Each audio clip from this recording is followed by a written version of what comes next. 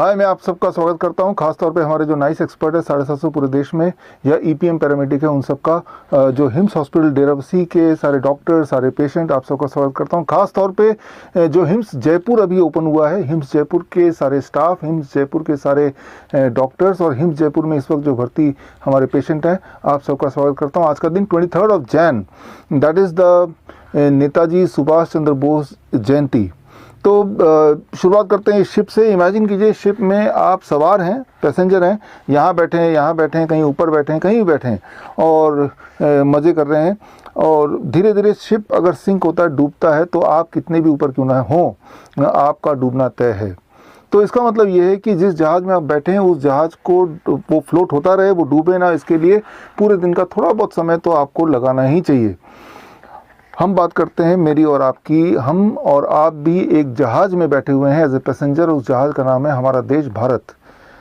अब अगर मैं आपसे पूछता हूं कि अपने देश भारत के लिए इस शिप को डूबने से बचाने के लिए आपका क्या कंट्रीब्यूशन है, क्या रोल है, तो अगर सोचिए कि आप अपने दिन का कितना समय अपने देश के लिए, इस जहाज़ के लिए लगाते हैं। दिन के 24 घंटे में आप जॉब में जाते हैं, पैसे कमाते हैं। अगर 2 BHK है तो 3 BHK की प्लानिंग करते हैं, छोटी गाड़ी है तो बड़ी गाड़ी की तैयारी करते हैं, स्कूल के बच्चे की फ़ीस देते हैं।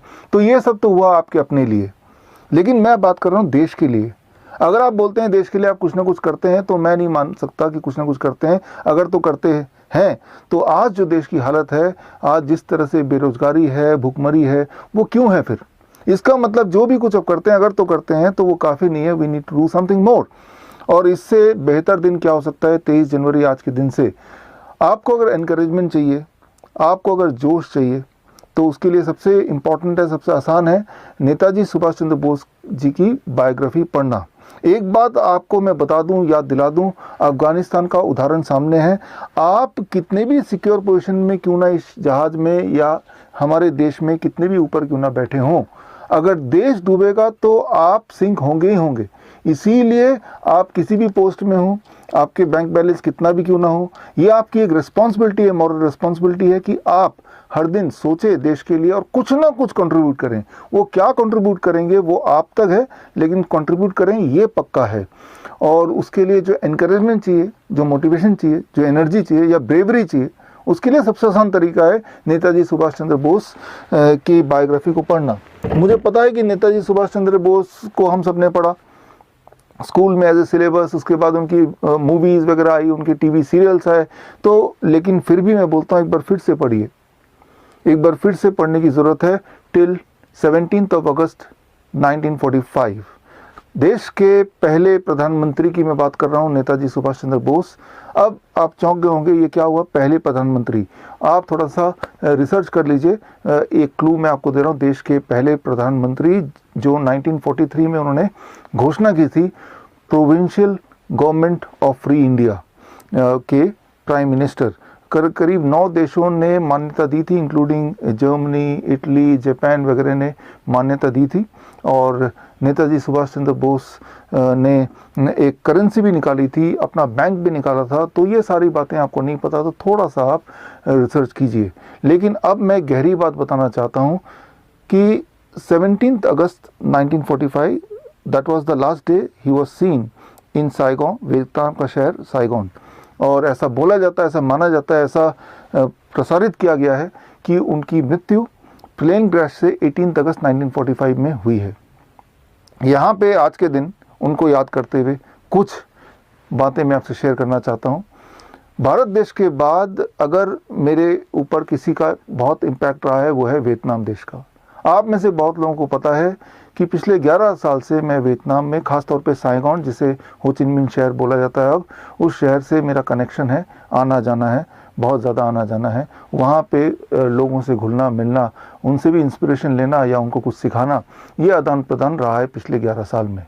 और इस दौरान मुझे बहुत सारी जगह जाने का मौका मिला। ख़ास तौर पे वहाँ का एक वॉर म्यूज़ियम है और चौंकाने वाली बात यह है कि उस वॉर म्यूज़ियम में मैंने देखा 1945 से लेकर 1955 के बीच का जो स्लॉट था, उसमें जो अखबार पब्लिश हुए, वहाँ पे नेताजी सुभाष चंद्र बोस दिखे।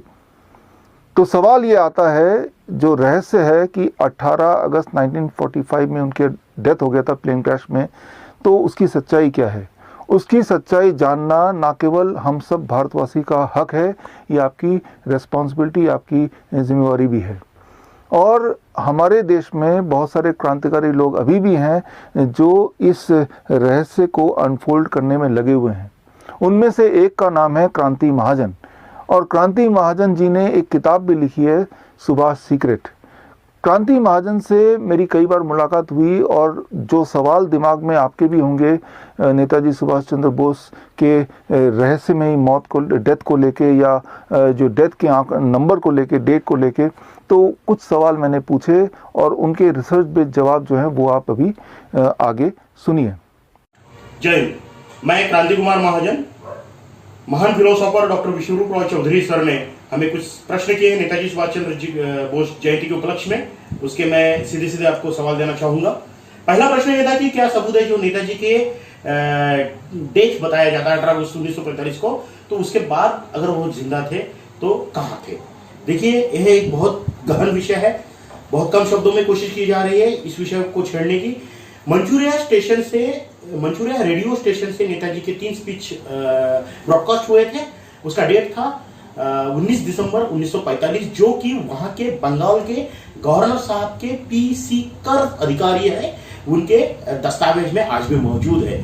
4 महीने के पश्चात, नेताजी का प्लेन क्रैश के 4 महीने के पश्चात नेताजी ने दिए हुए 3 स्पीचेस। उसके बाद जापान के टोक्यो में जो रैंकोजी टेम्पल में जो अस्थियां रखी गई हैं वो नेताजी की है, ये हम कहते आ रहे हैं। सुभाष सीक्रेट इस पुस्तक के माध्यम से अनेकों बार हमने यह पुस्तक का निर्माण किया है। सुभाष सीक्रेट इस पुस्तक के माध्यम से हमने अनेकों बार इस विषय को छेड़ा है कि रैंकोजी टेम्पल की अस्थियां नेताजी की नहीं है, वो सेकंड वर्ल्ड वॉर के एक ब्रिटिश सैनिक इचिरो ओकुरा की है।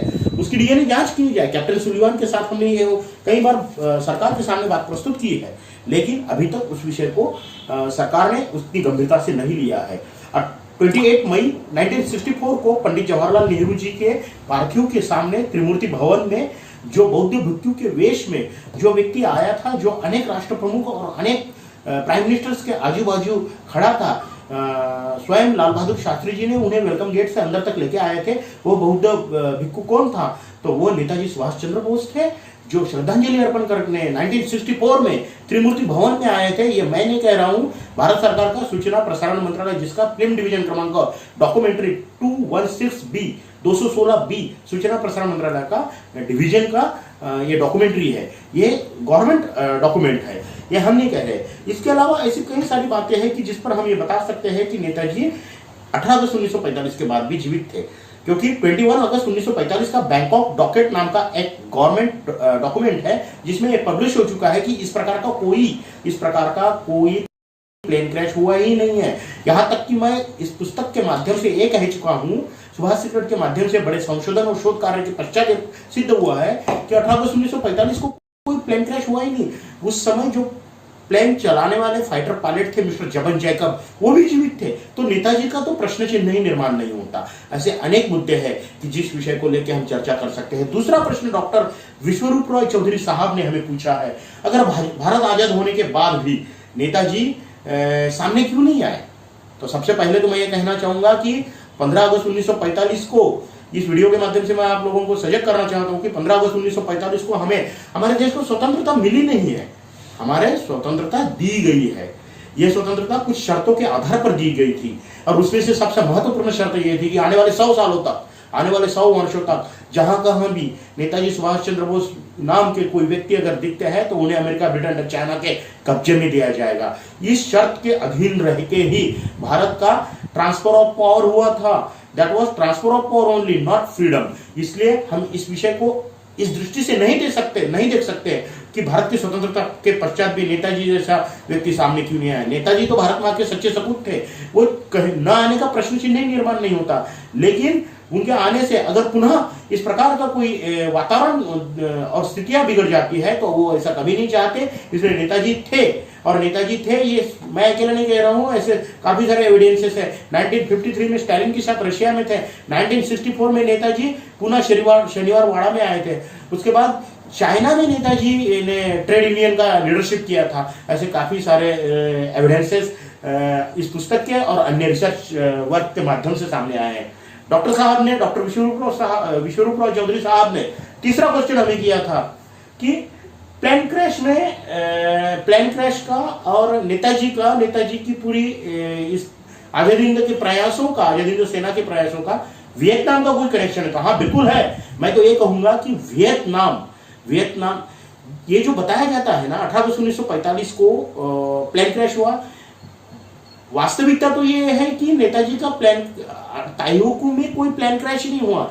दक्षिण वियतनाम की राजधानी कैपिटल साइगाओ से नेताजी मंचूरिया की तरफ अपने अज्ञात प्रवास के लिए निकल पड़े थे और यह अफवाह फैलाई दी गई थी कि नेताजी का प्लेन क्रैश हो गया था, क्योंकि जापान सरेंडर हुआ था सेकंड वर्ल्ड वॉर में। तो जापान सरेंडर होना, इसका मतलब आजादी हिंद सरकार सरेंडर होना नहीं था। और इस मुद्दे को लेके जिस भूमि पर रहकर नेताजी ने अपने स्वतंत्रता के प्रयासों को अंजाम दिया था, वो भूमि ही साइगाओ की थी, जो भूमि ही वियतनाम की थी। इसलिए आजाद हिंद सेना के स्वतंत्रता के प्रयासों को वियतनाम के साथ को छोड़ के भुलाया नहीं जा सकता। वियतनाम का बहुत बड़ा योगदान रहा है। साइगाओ से ही नेताजी ने मंचूरिया की तरफ अपना प्रयाण किया था। इसलिए मैं कहना चाहूंगा कि भारत के स्वतंत्रता के अमृतकाल में इस विषय पर निश्चित रूप से पुनः एक संगोष्ठी और एक चर्चा होनी चाहिए कि क्या नेताजी के साथ इस देश में, नेताजी के साथ इस इतिहास में, हमारे देश के इतिहास में न्याय हुआ है। और इसीलिए हमने कोशिश की है सुभाष सीक्रेट पुस्तक के माध्यम से। अब यह पुस्तक मराठी, हिंदी, अंग्रेजी इन 3 लैंग्वेज में उपलब्ध कराने का हमारा प्रयास है। डॉक्टर विश्वरूपराव चौधरी साहब ने हमें यह मौका दिया कि इस विषय पर चर्चा करने के लिए आपके सामने प्रस्तुत करने का एक अवसर दिया। तदहेतु हम डॉक्टर विश्वरूपराव चौधरी सर का आभार प्रकट करते हैं और हमारे शब्दों को विराम देते हैं। जय हिंद। मेरा ये मानना है कि जितनी ज़रूरत नेताजी सुभाष चंद्र बोस की थी हमारे देश को 1947 से पहले, उससे कई गुना ज़्यादा ज़रूरत नेताजी सुभाष चंद्र बोस की आज हमें है।